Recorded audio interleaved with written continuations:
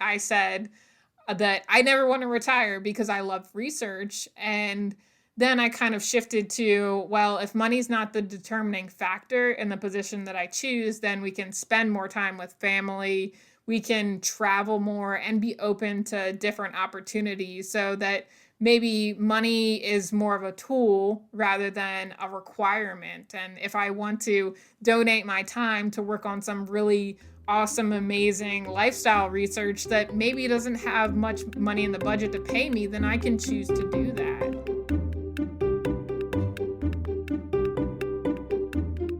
Welcome to the Personal Finance for PhDs podcast, a higher education in personal finance.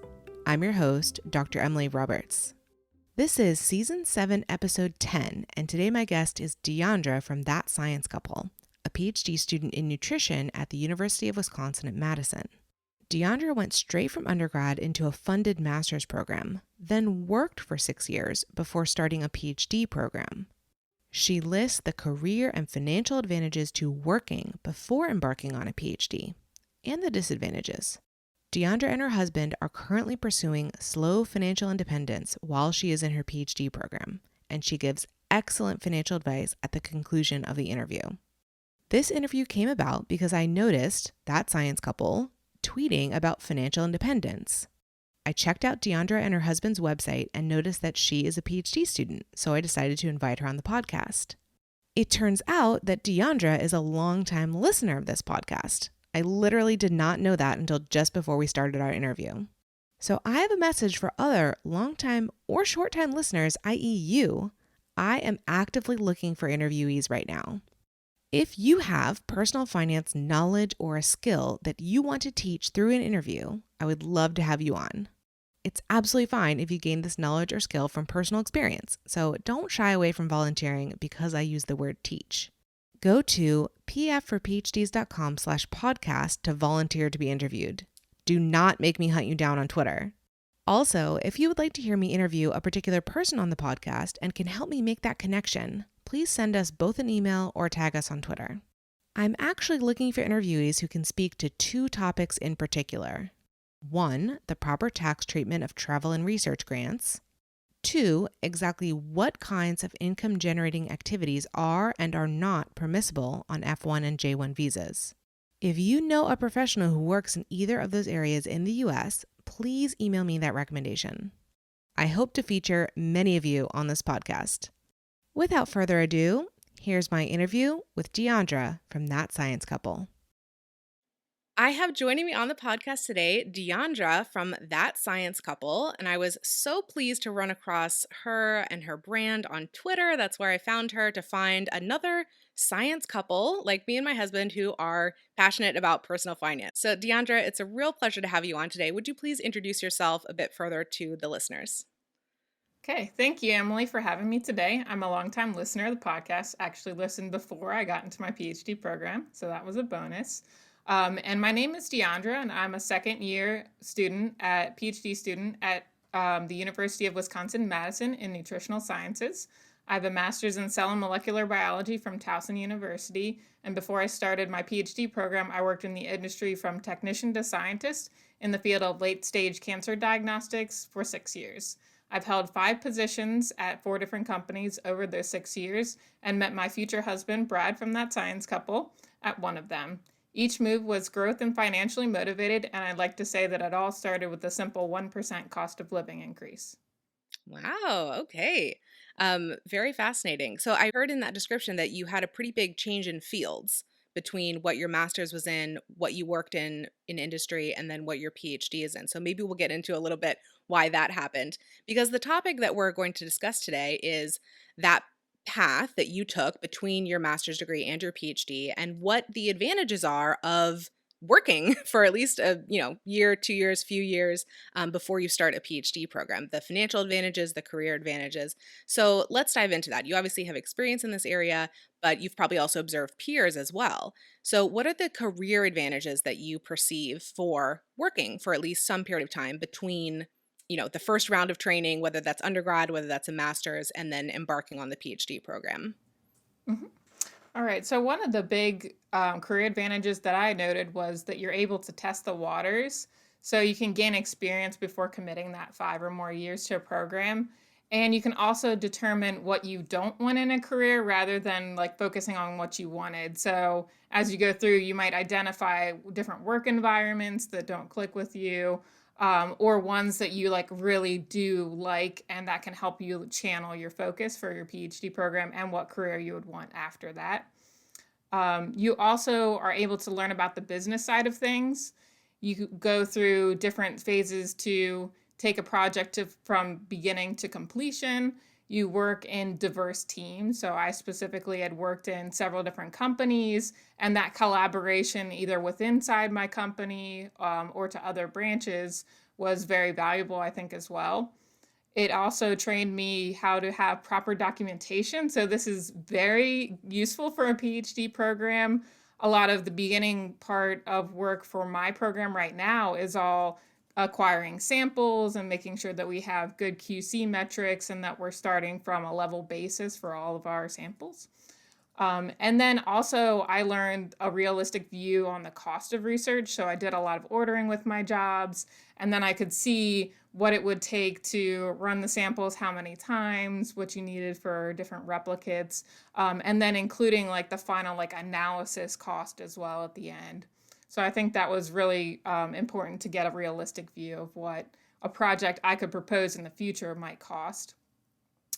Also, another career advantage is that I was able to network early. So when you work in the industry, every time I changed jobs, I would go on LinkedIn and I would request my coworkers so that I could follow them after I'd moved on. And they became references for my future applications. I gave several of them references as well. And then I also gained new mentors through working before going into my PhD, and they're spread across a variety of fields. So now when I come back from my PhD, I'll be able to see where they are and then potentially choose a path that maybe they're already on or they switch to during the meantime. And then also, I believe that I bring something unique to my PhD from working in the industry. It definitely helped me to improve my PhD application because I had a series of projects that I completed, products that I helped launch. So that was something that I was able to include. And then I acquired additional skill sets, knowledge, and problem solving. And I'm definitely a lot more confident this time around, and I have more life experience. So when they throw a curveball at you or there's an issue with your dissertation, then I've already been through so many times when we've had to switch projects or stop in the middle and change course and correct from there. So clearly, there are advantages to you as the future PhD applicant, like having a stronger application once you do decide to go for those kinds of programs. There are advantages to you in terms of knowing what you want out of your own career, whether or not a PhD is going to fit in that, and what you want to do after the PhD. And so you've described what you've experienced so far as, your path to getting into the PhD program. I wonder if you can project forward. What are going to be the advantages of having worked prior to doing the PhD once you're looking for your first post PhD position? What do you imagine will be the advantages then? Yeah, so one of the advantages then is that I already have this network built in. So I've tried to collaborate potentially with like my former colleagues, and so far it hasn't gone through. But when I'm looking towards the future, there are potentials that if I was a PI, that I could actually collaborate with them more. So it being like across industry is a good connection to have so they can give you a discount on your study as long as you're willing to share the information. So I think that's a big proponent. And I already have some of my former colleagues that are keeping in touch with me now and seeing like where I am. So I know that they're vested in me, and that if I were to say, "Hey, I need to start a team," I have several people who have already told me, just let me know when and where, and they would be willing to make the leap and come join me potentially in the future. Wow, that's fantastic. Um, I also think that it takes a variable out of the equation for your future employers of can this person be successful in my setting, an industry Mhm. setting, and not just an academic setting? And that question has already been answered, especially for like you had maybe a longer period of work experience, not just like a year or two. That's already been well demonstrated for you.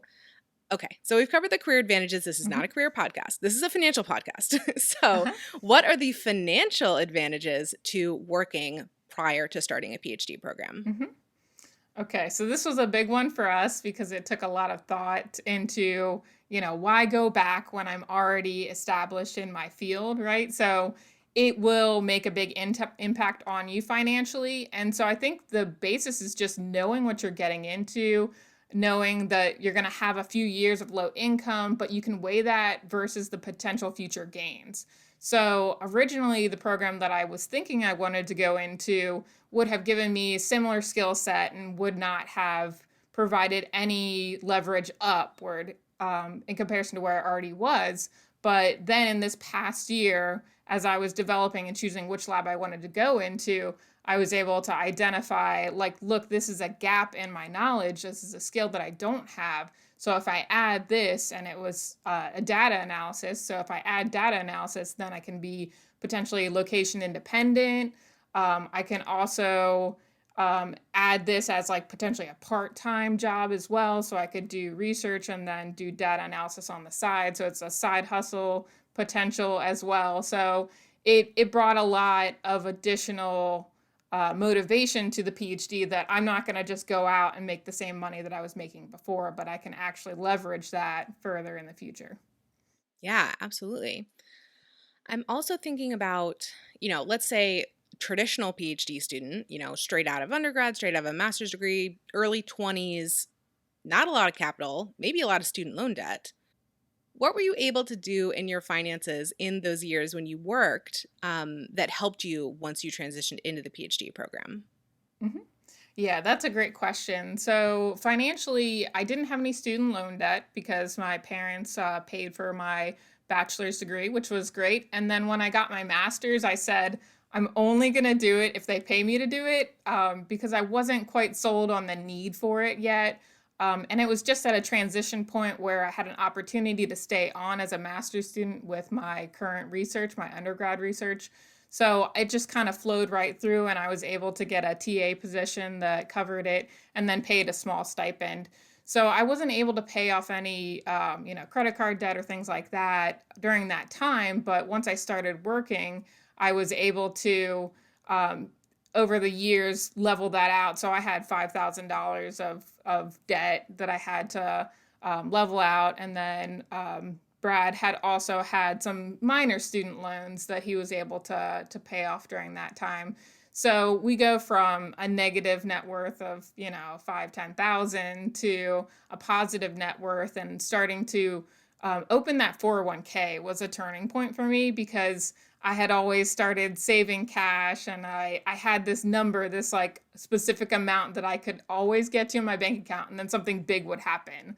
Like I would have a car repair, or I would have a medical expense or something like that. And then I would have to, bring it down again and start over in the savings. So working helped me to start investing earlier in comparison to some of my counterparts that are in the PhD program with me now. And I have that capital there that can grow during my program. So I was able to open 401k, HSA, which was very crucial. So I don't have a ton in there since I was using it as I was contributing. But it's been able to sustain me so far, and I'm hoping that after my program that it will either still be there or it will have just covered all my medical expenses during the program so I don't have to worry, which is really, really useful. And then I've also started a Roth. So been able to do that post-tax money as well that I will be able to access earlier. So if we choose to be FI, take time off, work remotely or try to do more traveling, then I'll have that money that I'll be able to access since I've already paid the taxes on it. Yeah. I call being able to start investing and or pay down debt before you start graduate school, I call it having a financial wind at your back, right? Like if you just get that little nest egg started, right, at the beginning of graduate school, before graduate school, and then you take whatever 5+ years for your PhD Mm-hmm. training, even if you don't add any more money to that, it's something that it can be growing alongside you as that time passes. So Mm-hmm. it's fantastic to be able to have that. something I hear from people who are debating with themselves about going directly from undergrad into graduate school, debating with themselves about that versus working for a while, I hear two things. One is I'm going to get used to my financial lifestyle on my industry salary, and then it's going to be too hard to live on a PhD stipend. So I should just go directly and never have that like lifestyle intermediary. That's one, potential, downside or whatever. The other one is that they're concerned that their academic abilities, basically their ability to do school well, is going to deteriorate if they're working for more than a year or two. How do you feel about those two objections? Yeah. Okay. So the first one, the financial aspect, I do agree. It can be really easy to get swept up in there. So I think for us, like the turning point was that we didn't want to start like putting off our future. So we wanted to start traveling now, and we didn't want to say, "Oh, when we're 65, that's when we'll start traveling." So what we did initially was, we when we started dating, moved into this nice apartment together, started saving for our first international vacation. And then when it came time to renew the lease, it was going to go up. And we said, look, we can either do the vacation when we planned, or we can live in this nice apartment. And we looked at each other, and I was like, I don't want to live here. I would rather have the adventure that we planned than live in just a nice shiny apartment that I can't afford to have parties because I spent all my money on rent. So that kind of got us to stop with the lifestyle inflation, to cut back early on. And then we did back to back 3 years in a row. We did international trips for our birthdays, and then just for the summer. So it was really nice. Like each one was only 2 weeks at a time, but instead of paying that extra to the nice shiny things, we decided to pay it towards experiences. So I think if you were to work, you can still do that. But then like what are your values? Like does your spending align with your values? So if you value having a nice house for your children to grow up in, then that's fine. But if you value adventure, then you don't need to spend as much on your rent. So I think that can be difficult to go up against like financially and having that inflation. But also every time I got raises, I pretended like I was still making the money that I was making in my master's. So of course it was slightly more. But what I did was I took that extra when I got the raise, when I got the bonus, and I put that into my savings and my investments. And I said, I don't want to see that money at all. So I had that mindset that like, I'm still living on this fixed income, and no, I don't have the extra to spend. Yeah, I think that's it's a particular application of the advice, live like a college student, live like a grad student, live like a resident, which is if you are anticipating a future income decrease, live on that future income. Mm-hmm. This is the same advice you hear like people who are, for example, going to buy a house. Well, can you live on the mortgage payment that you're going to make in the future? Is that possible for you in your budget? So like sort of projecting to your future, live on what that is so that you make the adjustments in advance instead of having a real sudden, real abrupt, real painful lifestyle decrease when you enter, something like graduate school. So I really like that you took that approach of especially keeping your living expenses, your fixed expenses on the lower side as if you were still a graduate student or will again be a graduate student, and saving the increase and also spending it on experiences, because it's not really lifestyle inflation unless I guess those experiences become habitual for you. Emily here for a brief interlude. On Saturday, November 14th, 2020, I'm facilitating a new workshop, Chart Your Course to Financial Success, and you're invited to attend. The central question this workshop will help you answer is, what should my singular financial goal be right now, and how should I best pursue it? This particular instance of the workshop is just for funded grad students. Future dates will be for postdocs and PhDs with real jobs. You can learn more and sign up at pfforphds.com/chart. That's pfforphds.com/CHART. The deadline to register is Wednesday, November 11th, so don't delay. Now back to the interview. You discovered FIRE, it sounds like, in your time in industry. financial independence and early retirement. How is that pursued, or how are the principles still carrying on for you in graduate school? Mm-hmm. Yeah, so our basis going into graduate school was very important to see where we are and what we still need to do to get to potentially FIRE, or if not just financial independence. So individually, my husband and I are both 25% of the way towards our FI numbers. So that's good. It means we have money that can grow. And then while I'm in my program, we're working on our savings in two different ways. So instead of me trying to do everything and him trying to do it all separately, my focus is more on the post-tax money. So I make sure to pay myself first every paycheck, and I have 25% of my stipend that will go in towards savings and individual investments. And then I also have another 10% that goes into a 457, and I'm treating this as a Roth account. So I'm paying the taxes now while I'm in a lower tax bracket in comparison to what I expect to be when I graduate. And then, so what Brad is doing is the kind of opposite. So he's focusing on the pre tax savings. So he's also a university employee, but not a graduate student currently. So he's been able to ramp up his savings and utilize a 457, 403B, and HSA. And then while he has a moderate salary, he's living on a similar income to me. So everything above that, instead of inflating our lifestyle, he's saving that additional amount. I was surprised to hear that you have access to a 457. Mm-hmm. How do you have access to that? So I have access to that through the UW system. So I actually didn't know I had access to it in the first year of my PhD program. So I was doing like those micro investing apps, and then like I would randomly put money into my individual retirement account, my IRA. So when Brad had gotten a job with the university, he saw all the benefits and explored it fully. And then he's like, so I'm looking at these details, and it says that at UW that graduate students are considered employees.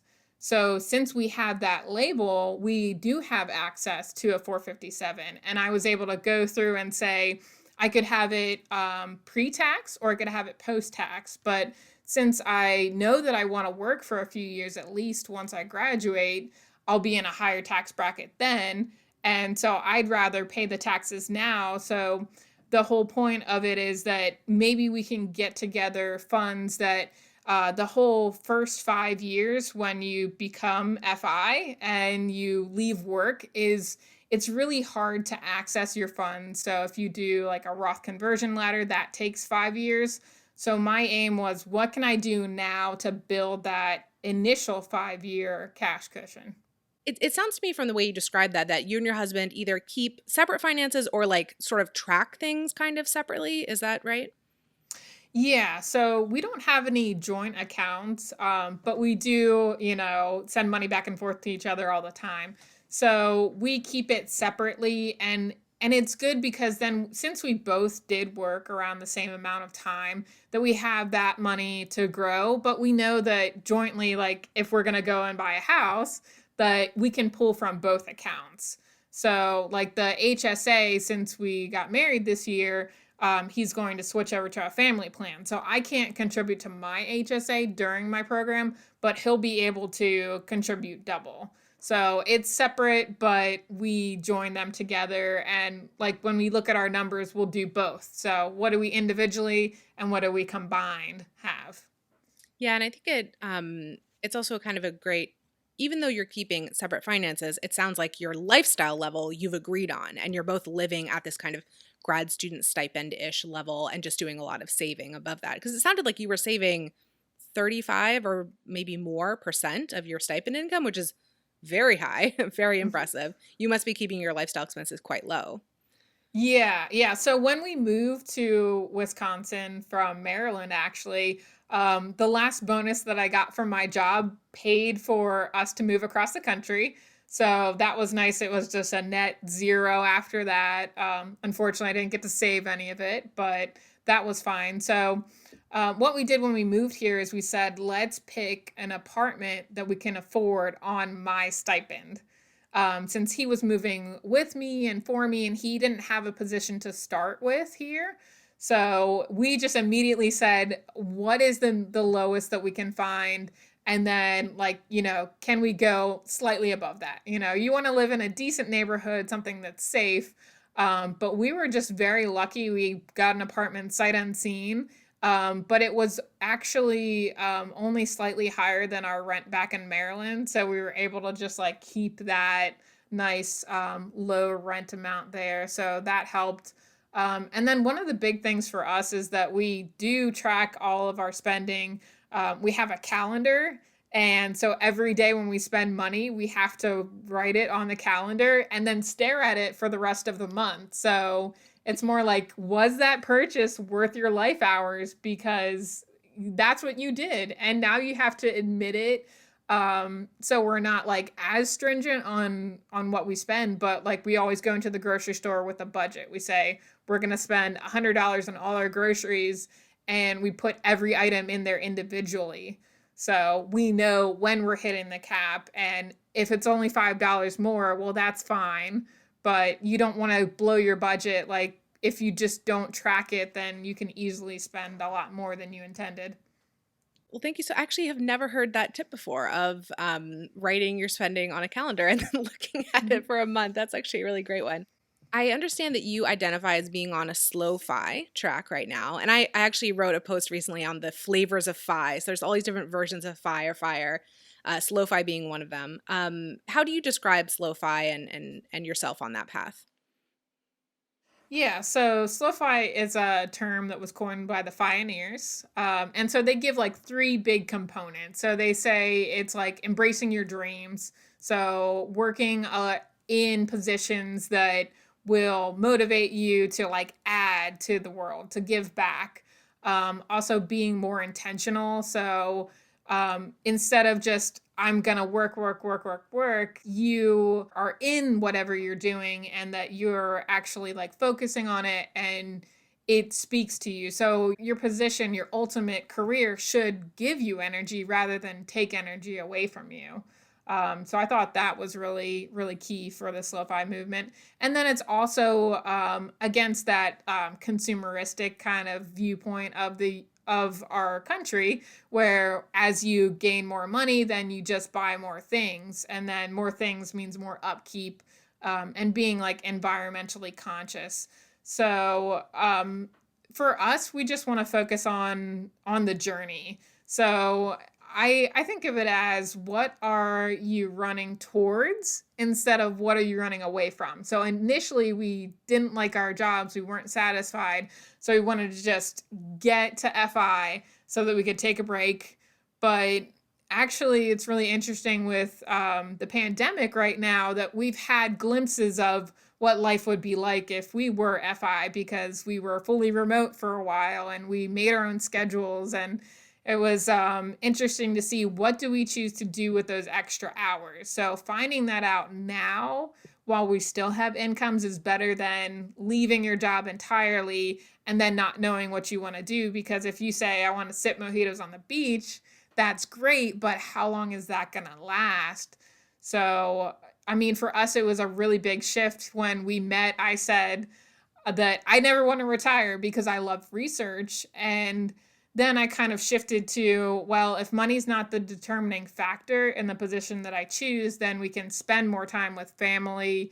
We can travel more and be open to different opportunities, so that maybe money is more of a tool rather than a requirement. And if I want to donate my time to work on some really awesome, amazing lifestyle research that maybe doesn't have much money in the budget to pay me, then I can choose to do that. So that's what SlowFi brings to us. Yeah, I think the SlowFi path is probably one that's quite appealing to PhDs. I know it's appealing to me. Well, one, because it's kind of necessary. If you're going to do graduate school at some point, you're going to slow down your FI, pursuit during that period. Almost certainly, it's going to add some years. Like you said though earlier, there is income upside on the backside of the PhD, depending on what field you're in. But I think PhDs also, by and large, have more opportunity to create work that they really love, that they're really passionate about. That's more it goes with the territory, I think, of pursuing a PhD is that you found something that you love. And so, yeah, work being part of your lifestyle long term could still be attractive. Finding a job that you like doesn't have to be necessarily the most high paying.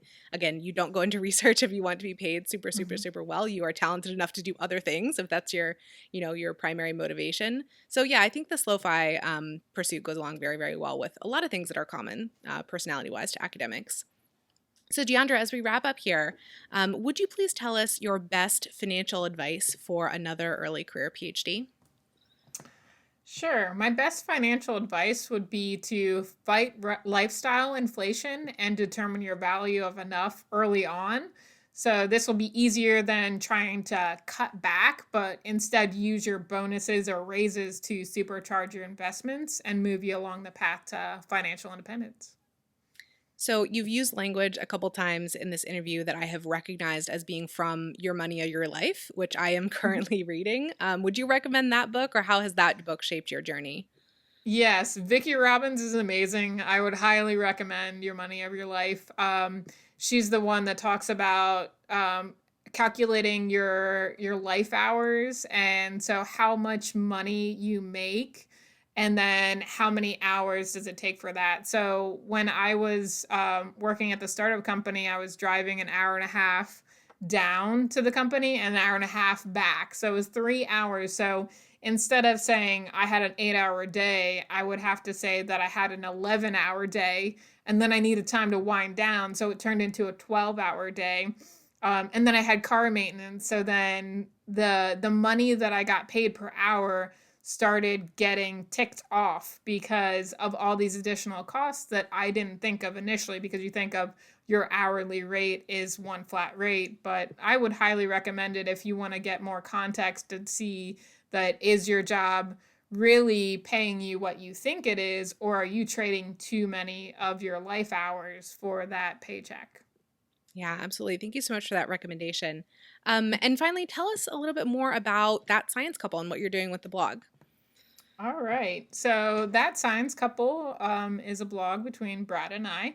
And it was originally born out of a newsletter that we had written for our friends and family. So a couple of years ago, we had started our journey to becoming plant-based, and we've used evidence-based nutrition. So there was the documentary Forks Over Knives, which I would highly recommend, and also the website nutritionfacts.org, which really motivated us to say, like, look, there's some science behind nutritional choices and that it's not all about the macros.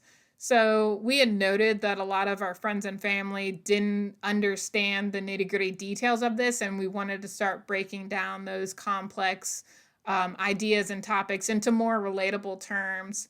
So when we started our blog, we wanted it to be more holistic. Dr. T. Colin Campbell, is his whole idea is treating us as like whole people. Also, Dr. Dean Ornish does the same thing, and there's several other physicians that if we just look at one part, then we're missing the whole picture. So, what I really wanted to get across with our blog was that we can't just talk about nutrition, that we are here because nutrition is important, but finances and having healthy finances is super important to having a lifestyle that, supports health. And then our other point was the environment. So we didn't want to tax the environment a lot. Brad was an environmental science major and got his master's as well. So he wanted to talk about sustainability. And then that grew into, well, what makes a sustainable life? So when I was working as a scientist, it wasn't sustainable. The commute wasn't sustainable. The hours, the stress wasn't sustainable. So, how does that branch out further than just your impact on the environment, but your impact on you personally? So, those are the different categories that we've chosen to talk about on our blog. And overall, we just want to provide a place for people to get information. So if you love those, nerdy little citations and you want to see the references, like we're going to be the place to go to. But then like personal growth is just like a free range. So we had talked about the value of enough was a recent post that we put out. So if you're trying to determine, what makes your life sustainable, then maybe that's a post that you would be interested in too. Yeah, we'll link that post from the show notes. I can very easily see how those three topics interlock with one another and support and complement each other. So sounds wonderful. I've, of course, been to your blog and would recommend that everyone else go and check it out. And Diandra, thank you so much for joining me today and giving this wonderful interview. Yeah, thanks for having me. It was great. Listeners, thank you for joining me for this episode. pfforphds.com/podcast is the hub for the Personal Finance for PhDs podcast. There you can find links to all the episode show notes and a form to volunteer to be interviewed. I'd love for you to check it out and get more involved. If you've been enjoying the podcast, please consider joining my mailing list for my behind-the-scenes commentary about each episode. Register at pfforphds.com/subscribe. See you in the next episode, and remember, you don't have to have a PhD to succeed with personal finance, but it helps. The music is Stages of Awakening by Poddington Bear from the Free Music Archive and is shared under CC by NC. Podcast editing and show notes creation by Miriam Ock.